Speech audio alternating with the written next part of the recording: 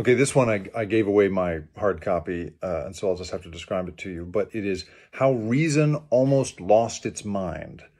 It is a history of what were basically called the action rationalists. And these were these people who came out of World War II, typically working for the Department of Defense in some form, who learned about the incredible they helped develop some of the life-saving and certainly war-changing sort of logistics planning. I know all this sounds very boring, but it was actually really, really interesting. So the big thing that they were transformed by was something called the Berlin Airlift, where the Soviets cut off their portion, basically the Allied portion of Berlin from the rest of the Allied front, and expected to starve the populace out so that they could take all of Berlin.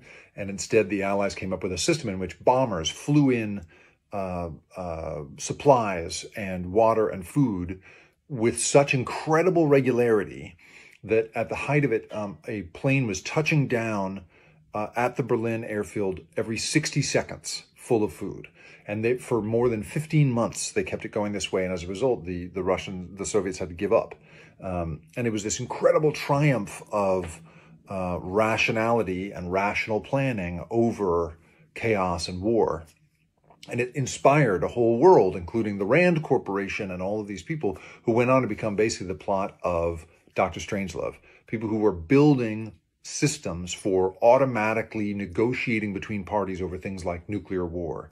And the idea was, if we basically build enough rationality into a system, we're going to be able to conquer the threat of something like nuclear war. Well, what the book points out is that these guys almost lost their mind, and we almost all lost our mind and maybe our lives to this sort of illogical belief that we were going to be able to do away with human decision-making and human negotiation, and instead we could just talk through built sort of robotic systems of negotiation.